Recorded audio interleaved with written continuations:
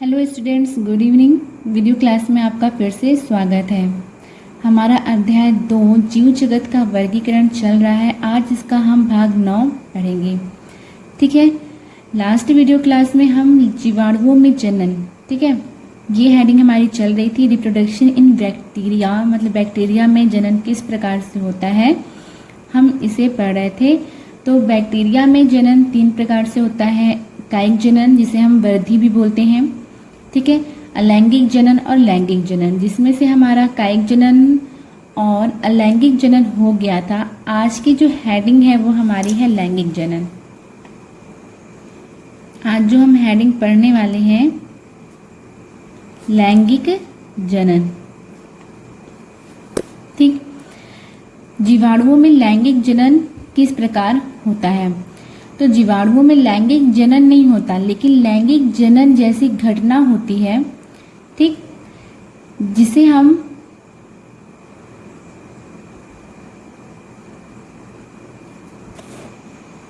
आनुवंशिक पुनर्योजन बोलते हैं। ठीक है, आप सभी को पता है लैंगिक जनन में हमें 2 विपरीत जनकों की आवश्यकता होती है, नर और मादा। नर में नर युग्मक बनता है, मादा में मादा युग्मक बनता है। ठीक है, नर युग्मक मादा युग्मक से संलयित होता है और जाइगोट यानी युग्मनज का निर्माण करता है। ठीक है, लैंगिक जनन में यही प्रक्रिया होती है। लेकिन जो यहाँ लैंगिक जनन होती है उसमें भी एक जीवाणु का जो डीएनए है वो दूसरे जीवाणुओं से मिलता है। जैसे नर युग्मक मादा युग्मक से संलयित होता है, उसी प्रकार यहाँ भी एक जीवाणु का जो डीएनए है वो दूसरे जीवाणुओं से संलयित होता है। इसीलिए इसे लैंगिक जनन जैसी घटना बोली जाती है, ना कि लैंगिक जनन, क्योंकि लैंगिक जनन में हमें 2 विपरीत जनकों की आवश्यकता होती है।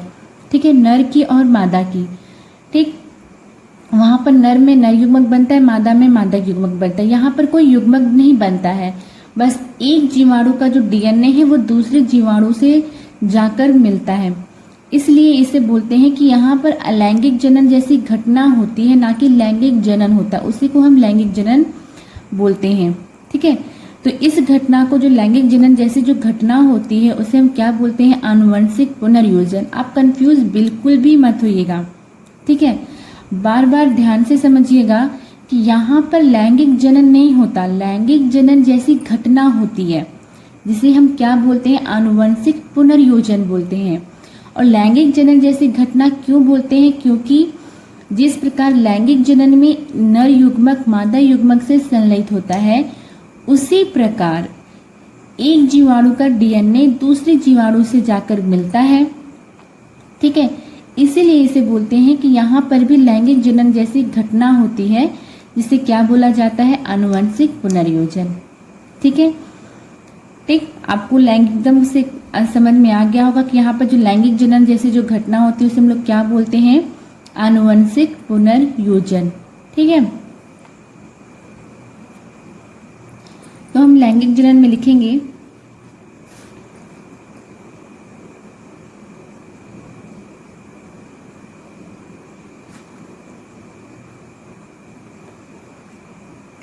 कुछ वैज्ञानिकों के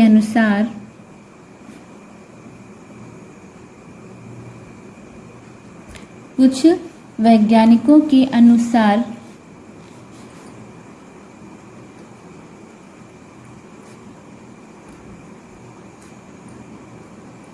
जीवाणुओं में लैंगिक जनन नहीं होता है, परंतु सन 1946 में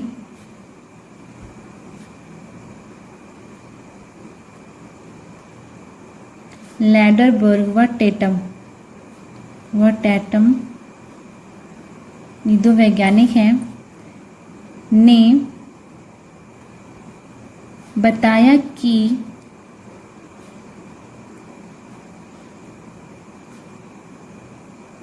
जीवाणुओं में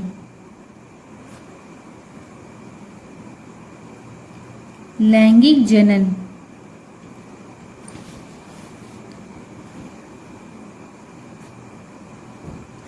होता है जिसे आनुवंशिक पुनर्योजन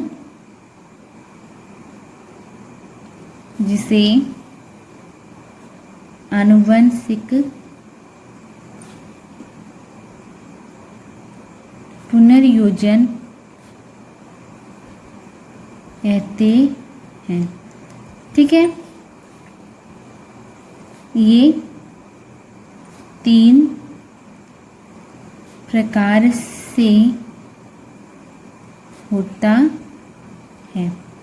ठीक है, जीवाणुओं में जो लैंगिक जनन होता है उसे हम क्या बोलते हैं? आनुवंशिक पुनर्योजन, क्योंकि इसमें एक जीवाणु का जो डीएनए है वो दूसरे जीवाणुओं से जाकर मिलता है। ठीक है, ये 3 प्रकार से होता है। पहला जो हमारा है रूपांतरण, ट्रांसफॉर्मेशन।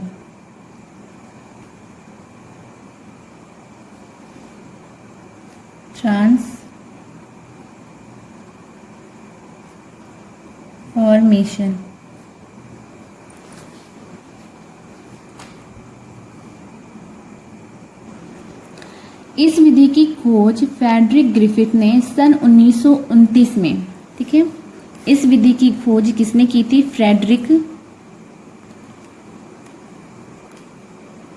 फ्रेडरिक ग्रिफिथ ने। ठीक है, फ्रेडरिक ग्रिफिथ ने सन 1929 में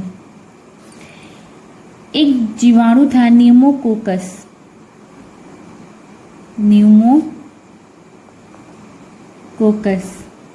ठीक है, ये निमोनिया रोग फैलाता है। ठीक है, उसमें क्या था?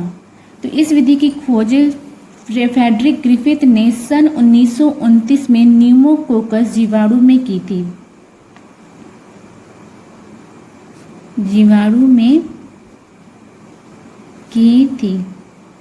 ठीक है, न्यूमोकोकस जीवाणु के इन्होंने 2 स्ट्रेन खोजे थे। एक उन्होंने खोजा था एस स्ट्रेन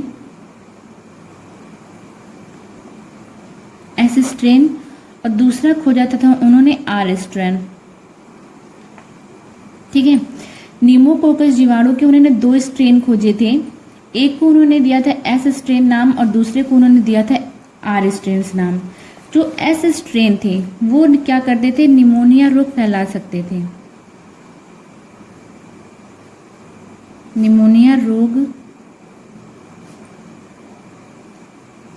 उत्पन्न कर सकते थे।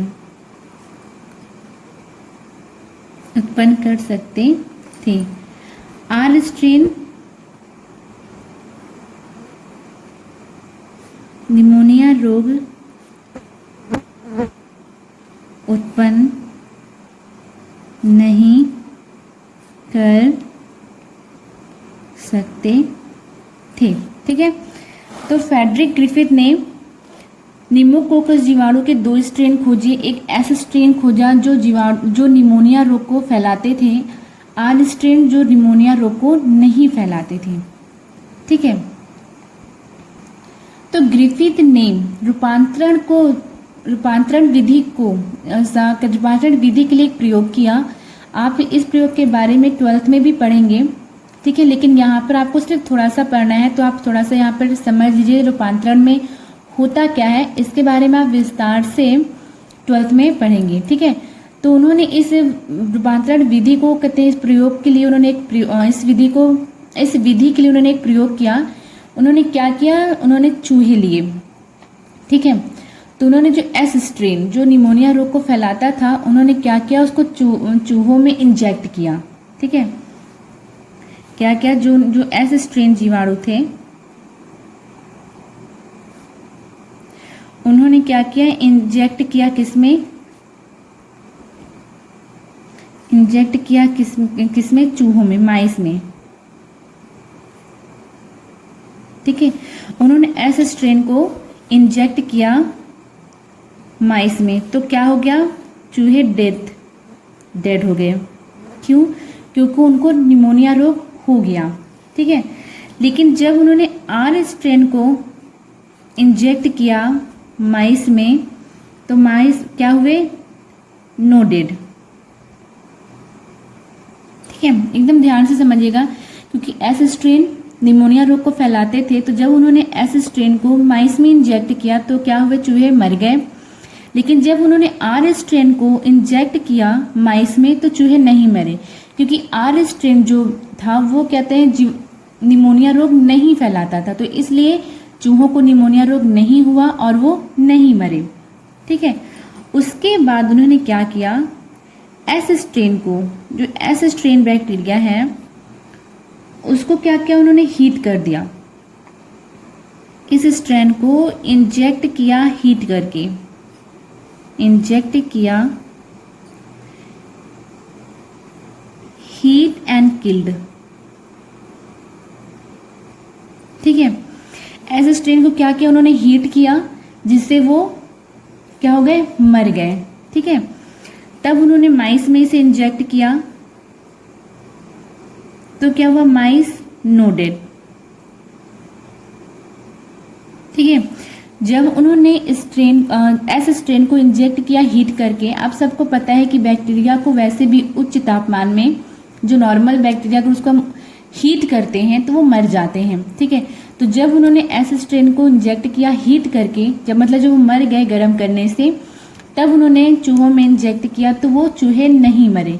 क्यों नहीं मरे, क्योंकि उन्हें निमोनिया रोग नहीं हुआ, क्योंकि जो बैक्टीरिया निमोनिया फैलाते थे उनको क्या किया, उन्होंने गर्म करके मार दिया। ठीक है, तो जिसकी वजह से चूहों को निमोनिया रोग नहीं हुआ और वो नहीं मरे। ठीक है, लेकिन जब उन्होंने जो हीट किल्ड स्ट्रेन, जो हीट किल्ड, ठीक है, जिसको ग्रिफिथ ने गर्म करके मार दिया था, हीट किल्ड एस स्ट्रेन को लाइव, जो हमारे जीवित आर स्ट्रेन थे जो निमोनिया रोग नहीं फैलाते थे। ठीक है, हीट किल्ड एस स्ट्रेन को जीवित आर स्ट्रेन के साथ, ठीक है, आर स्ट्रेन के साथ जब इंजेक्ट करते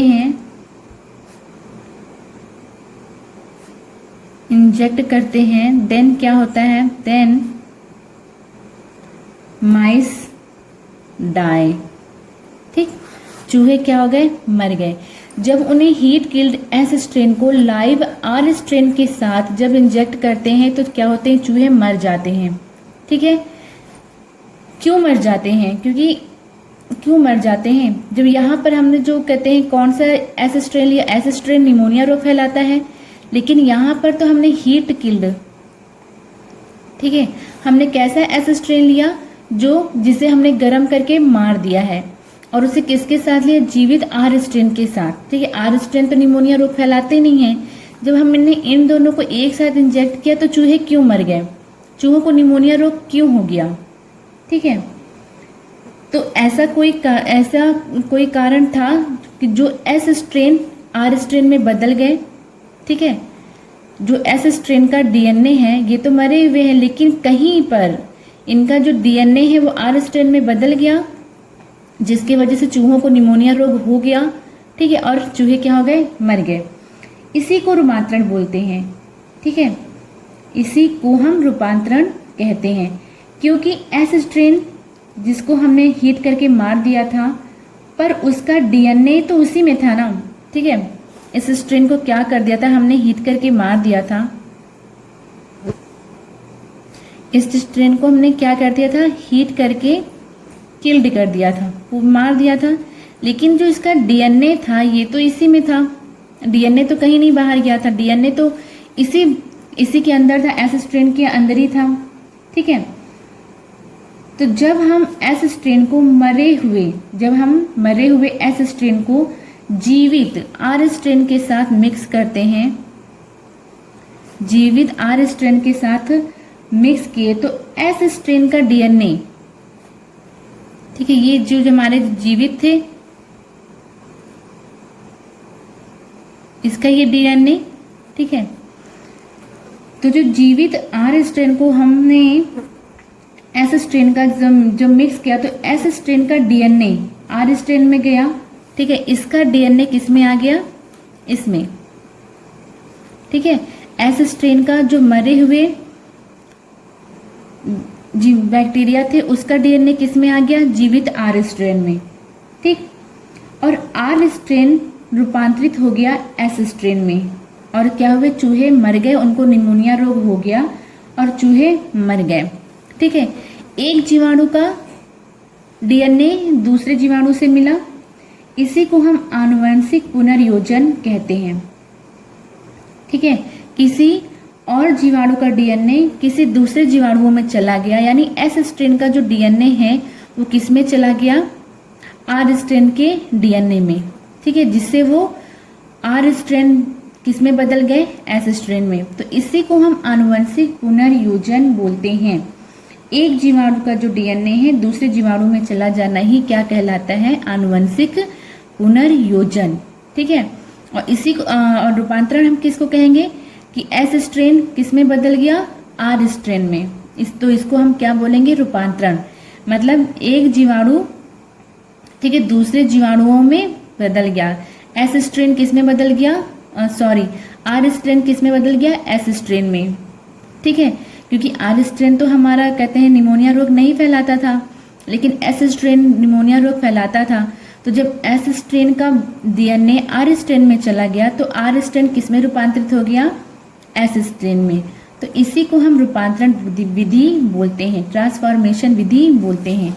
आप लोग स्टूडेंट्स कंफ्यूज बिल्कुल भी मत होइएगा, बार बार इसको रिपीट करके सुनिएगा। ठीक है, तो आपको ये समझ में आ जाएगा। अभी के लिए तो आपके लिए फिलहाल इतना ही है।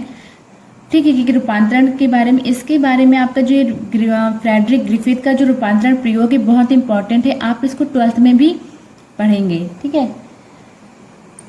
ठीक, तो इसमें हम लिखेंगे थोड़ा सा,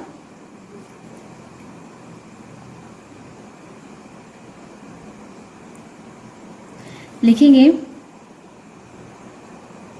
उचित पोषण माध्यम में किसी जीवाणु को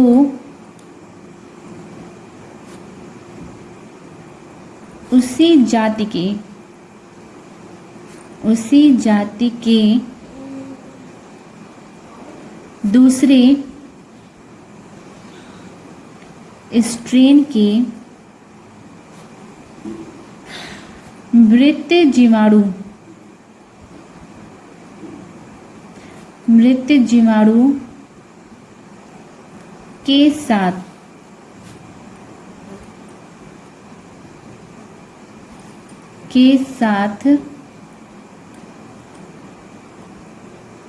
मिलाया जाता है तो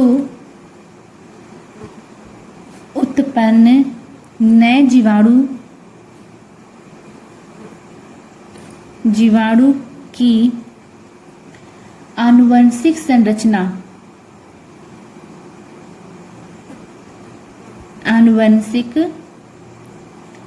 संरचना रूपांतरित हो जाती है। यह क्रिया रूपांतरण कहलाती है। यह क्रिया रूपांतरण कहलाती है।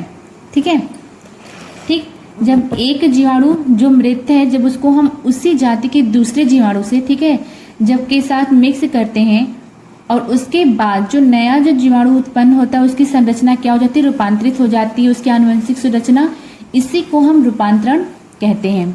ठीक है, उसके बाद ये आप जो मैंने अभी प्रयोग ऊपर समझाया एस स्ट्रेन आर स्ट्रेन वाला, इसको इसके बाद आप लोग लिख लीजिएगा। ठीक, ठीक है, क्योंकि यहाँ रूपांतरण में हमने अभी ऊपर यही पढ़ा कि जो एस स्ट्रेन जो निमोनिया रोग फैलाते थे उनको जब हम हीट करके मार देते हैं, ठीक है, वो तो मर जाते हैं, लेकिन जो उसका जो डीएनए है वो तो उसी के अंदर ही रहता है। तो जब हम उसे आर स्ट्रेन, जीवित आर स्ट्रेन के साथ मिक्स करते हैं तो एस स्ट्रेन का जो डीएनए है वो आर स्ट्रेन में चला जाता है ठीक है। और जो आर स्ट्रेन जीवाणु है वो किस में बदल जाते हैं, एस स्ट्रेन में। तो इसी को हम लोग क्या बोलते हैं, रूपांतरण बोलते हैं। ठीक है। और एक जीवाणु का जो डीएनए है वो दूसरे जीवाणु से आकर मिलता है, तो इसी को हम लोग क्या बोलते हैं, आनुवंशिक पुनर्योजन। ठीक। तो ये हमारा पहले प्रकार का हो गया। दूसरे प्रकार का जो लैंगिक जनन होता है जीवाणुओं में वो होता है पारगमन। पारगमन, ट्रांसडक्शन, ट्रांसडक्शन।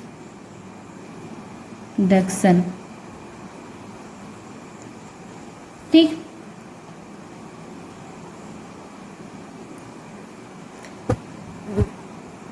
इस विधि में एक बैक्टीरियोफेज,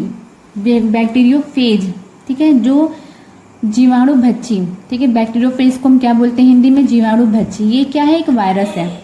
ठीक है। ठीक है। बैक्टीरियोफेज जिसे हम हिंदी में क्या बोलते हैं, जीवाणु भोजी, ये क्या है, एक वायरस है जो किसको प्रभावित करता है, जीवाणुओं को। ठीक है।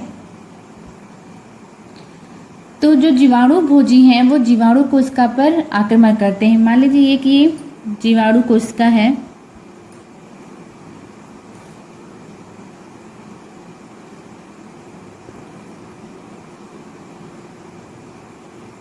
ठीक है, मान लीजिए एक जीवाणु कोशिका है,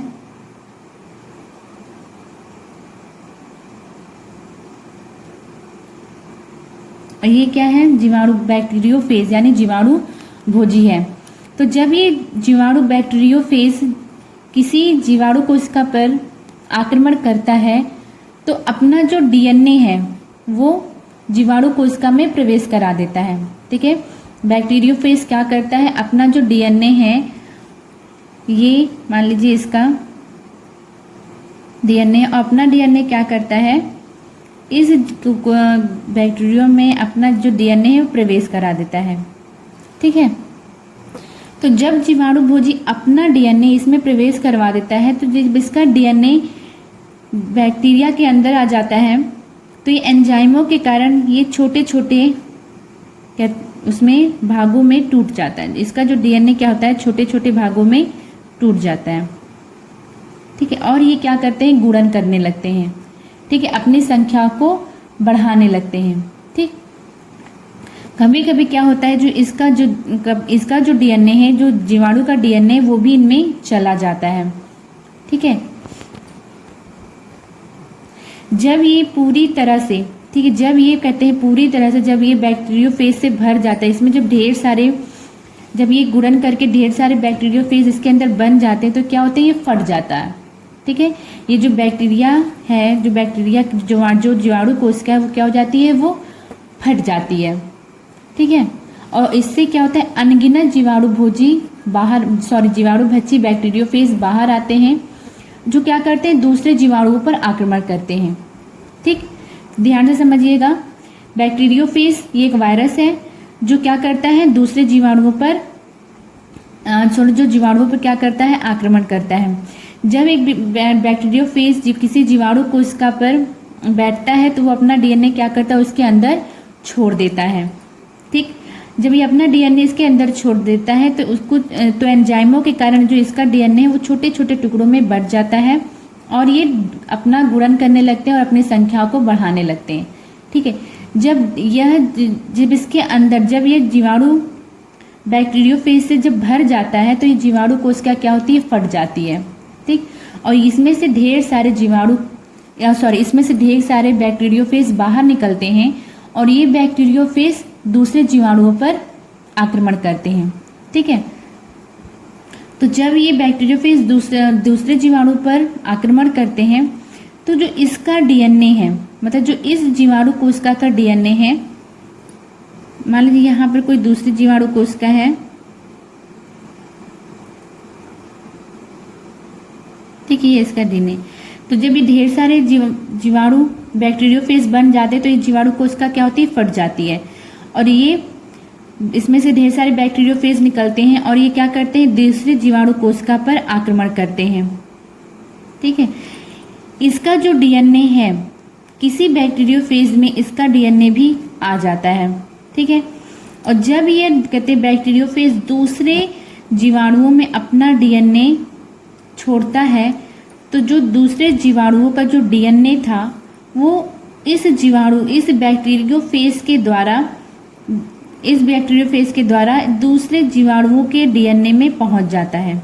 ठीक है, जब ये कहते हैं अपना डीएनए इसमें छोड़ता है और कहते हैं इसमें गुणन होता है तो जो इसका डीएनए है इन जीवाणु बैक्टीरियोफेज में चला जाता है और जब ये बैक्टीरियोफेज दूसरे जीवाणु में जाकर आक्रमण करते हैं, अपना डीएनए छोड़ते हैं तो इनका जो डीएनए है, मतलब जो इस बैक्टीरिया का डीएनए है, जब कहीं इसका अंश इस बैक्टीरियोफेज में इसका रहता है तो जब ये दूसरे बैक्टीरिया में अपना कहते हैं डीएनए छोड़ते हैं तो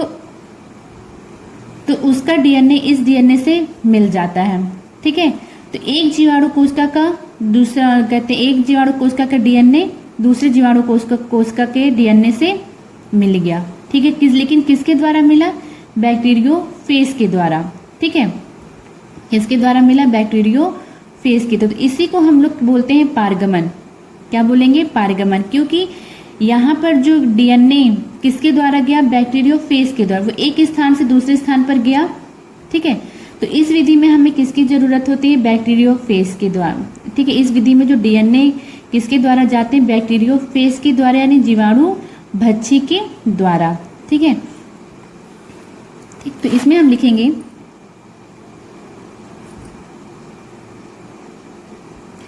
इस विधि में एक जीवाणु कोशिका के डीएनए का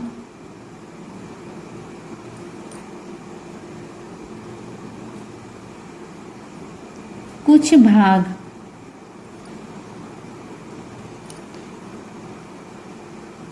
दूसरी जीवाणु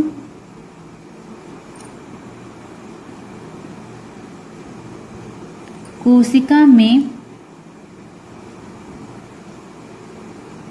जीवाणु भक्षी जो एक विषाणु है उसके द्वारा पहुंचाया जाता है।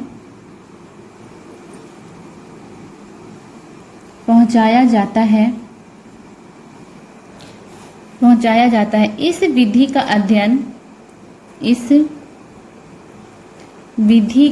अध्ययन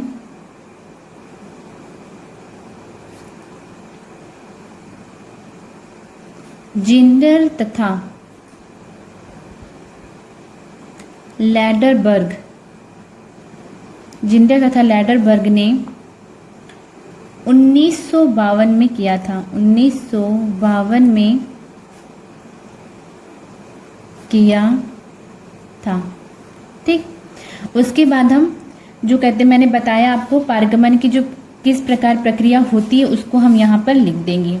ठीक है, क्या लिखेंगे कि जीवाणु भक्षी जीवाणु कोशिका पर आक्रमण करता है और अपना जो डीएनए है वो जीवाणु कोशिका में प्रवेश करा देता है। ठीक, जीवाणु भक्षी के एंजाइमों के प्रभाव से जो जीवाणु का डीएनए है वो छोटे छोटे टुकड़ों में टूटता है। जीवाणु भक्षी का डीएनए का जीवाणु कोशिका के भीतर गुणन होता है। ठीक है, और ढेर सारे जो बैक्टीरियोफेज का निर्माण होता है। ठीक, जब जीवाणु कोशिका के अंदर बहुत सारे बैक्टीरियोफेज बन जाते हैं तो ये जीवाणु कोशिका क्या होती है? फट जाती है। ठीक है, और ये जो बैक्टीरियोफेज है वो दूसरे जीवाणुओं पर आक्रमण करते हैं। ठीक, उन जो जीवाणु भक्षी हैं, ठीक है, जिनमें पहले से दूसरे जीवाणु का डीएनए उपस्थित है, जब वो दूसरे जीवाणु में अपना डीएनए प्रवेश कराते हैं, ठीक है, तो पहले से उपस्थित जीवाणु के डीएनए को प्रवेश कराते तो पहले जो जीवाणु का डीएनए खंड दूसरे जीवाणु के डीएनए खंड से जुड़कर उसका भाग बन जाता है। ठीक है, ठीक, जब ये बैक्टीरियोफेज दूसरे जीवाणु पर अपना डीएनए छोड़ता है तो जो कुछ भाग पहले जीवाणु का था तो तो दूसरे जीवाणु के डीएनए से मिल जाता है। ठीक है, क्लियर हो गया। इसके बाद हम उसको लिखेंगे तो आपका ये पारगमन प्रक्रिया कंप्लीट हो जाएगी। तीसरा जो लैंगिक जनन होता है, सयुग्मन, सयुग्मन, कंजक्शन,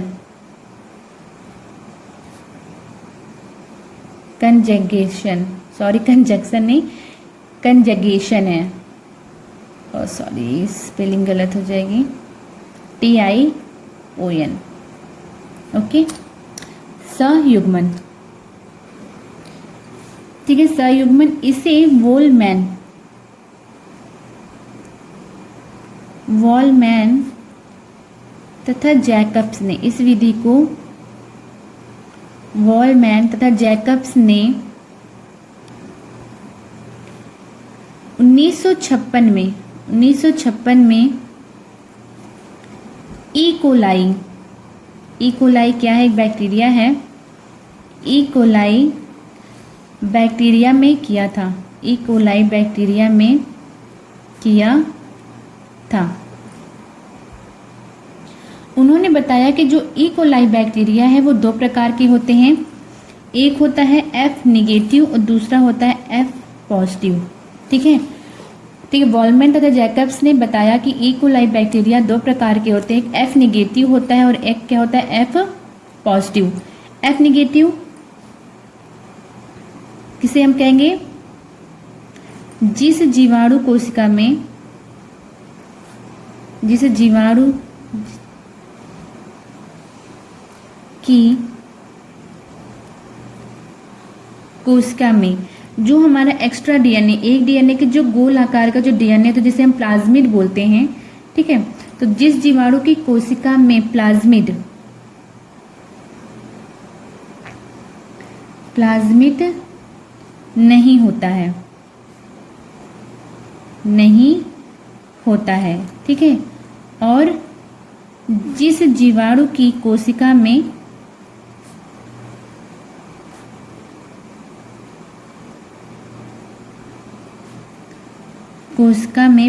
प्लाज्मिड होता है, मिड होता है। ठीक है, एफ नेगेटिव जिसमें प्लाज्मिड नहीं होता, F पॉजिटिव जिसमें प्लाज्मिड होता है। ठीक है, ठीक, जैसे मान लीजिए यहाँ पर दो जीवाणु कोशिका हैं,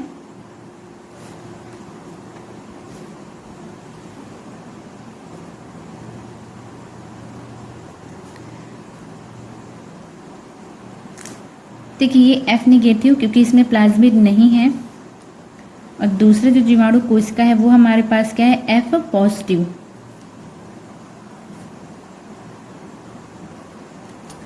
तो इसमें प्लाज्मिड है, तो ये क्या है, F पॉजिटिव। ठीक,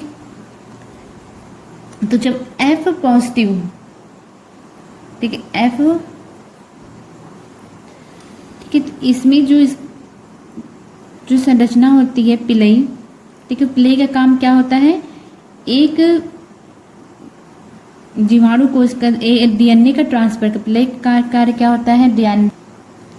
ठीक है, तो जो F पॉजिटिव है इसका जो पिलई क्या होता है, वो जो दूसरी जीवाणु जो हमारी F निगेटिव उससे क्या होता है, जुड़ जाता है। उसके बाद क्या होता है कि जो इसका जो प्लाज्मिड है वो रिप्लिकेट होने लगता है, प्लाज्मिड 1 से 2 बन जाता है। ठीक है, प्लाज्मिड क्या हो सकता है, 1 से 2 बन जाता है, और ये जो दूसरा, ठीक है, जो दूसरा प्लाज्मिड है वो इस पिलई के द्वारा क्या होता है, इस जिसमें F निगेटिव कोशिका में चला जाता है।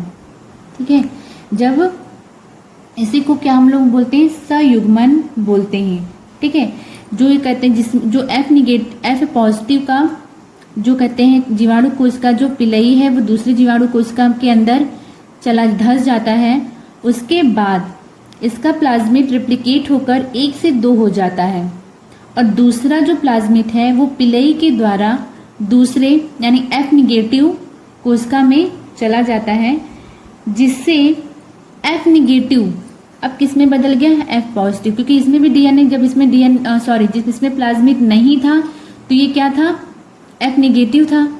ठीक है, लेकिन अब इसमें क्या है, F अब इसमें अब क्या है, प्लाज्मिड है, तब ये क्या बन गया, F पॉजिटिव बन गया। तो जो हमारे दूसरी जो जीवाणु कोशिका है वो क्या बन जाती है, F पॉजिटिव बन जाती है। ठीक है, तो इसी को हम लोग बोलते हैं सयुग्मन।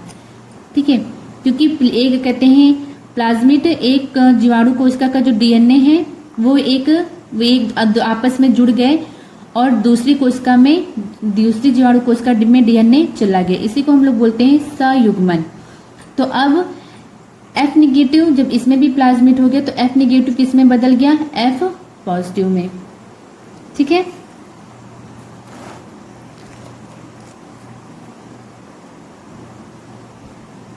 तो इसमें हम लिखेंगे कि जब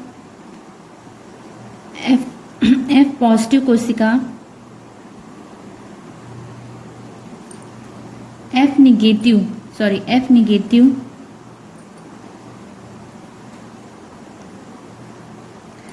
कोशिका से पिलई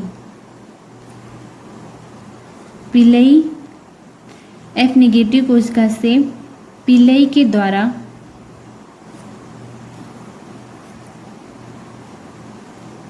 जुड़ जाता है, इसके बाद F पॉजिटिव कोशिका में प्लाज्मिड रिप्लिकेट होकर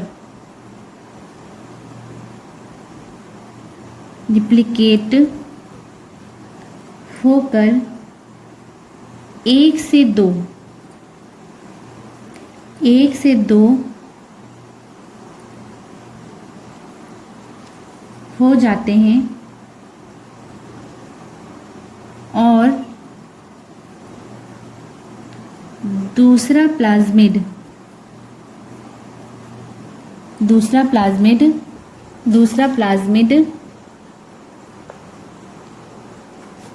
पिलई के द्वारा, क्योंकि पिलई का काम क्या होता है, एक दूसरे कोशिका में डीएनए, एक कोशिका से दूसरी कोशिका में डीएनए को भेजने का, तो पिलई के द्वारा प्लाज्मिड F निगेटिव कोशिका में चला जाता है, तब F निगेटिव कोशिका किसमें बदल जाती है, तब F निगेटिव कोशिका F पॉजिटिव हो जाती है। ठीक है, तो एक जीवाणु कोशिका का जो डीएनए है वो दूसरी जीवाणु कोशिका में चला गया। ठीक है, इसी को हम लोग बोलते हैं सयुग्मन। ठीक, इस पूरी विधि को क्या बोलेंगे हम लोग, सयुग्मन। तो जो F पॉजिटिव कोशिका है उसमें पहले प्लाज्मिड नहीं था, लेकिन जब दूसरे जीवाणु का जो कहते हैं डीएन प्लाज्मिड है, जब वो इस F निगेटिव कोशिका में चला जाता है तो क्या हो जाती है, ये F पॉजिटिव हो जाती है। ठीक है, तो ये आपकी जो 3 विधि, जो लैंगिक जनन की 3 विधि थी वो आपकी पूरी हो गई। तो लैंगिक जनन की जो हमारी 3 विधि थी, पहला था रूपांतरण, ठीक है, दूसरा था हमारा पारगमन और तीसरा था हमारा सयुग्मन। ठीक है, रूपांतरण में R स्ट्रेन किस में बदल जाता है, S स्ट्रेन में। ठीक है, एक बैक्टीरिया दूसरे बैक्टीरिया के डीएनए से बदल जाता है। पारगमन में बैक्टीरियोफेज के द्वारा एक बैक्टीरिया का डीएनए दूसरे बैक्टीरिया के अंदर जाता है। और सयुग्मन में पिलई के द्वारा, ठीक है, पिलई के द्वारा एक कोशिका का डीएनए दूसरी कोशिका में जाता है। ठीक है, तो ये लैंगिक जनन नहीं है, लेकिन लैंगिक जनन जैसी घटना है कि एक जीवाणु का जो डीएनए वो दूसरे जीवाणु से आकर मिलता है। तो इस हम पूरे को क्या बोलते हैं, आनुवंशिक पुनर्योजन। तो स्टूडेंट्स, आई होप कि आपको ये टॉपिक अच्छे से समझ में आया होगा। अगर उसके बाद भी अगर कहीं आपको कोई टॉपिक, कोई हेडिंग नहीं समझ में आ रही है तो आप मुझे कमेंट बॉक्स में ज़रूर पूछिएगा। ठीक है, आज की वीडियो क्लास के लिए इतना ही। नहीं तो अगर मैंने इससे ज़्यादा पढ़ाया आपको तो ये जो लैंगिक जनन है वो आपको बिल्कुल भी समझ में नहीं आएगा। तो मिलते हैं नेक्स्ट वीडियो क्लास में, तब तक के लिए बाय बाय।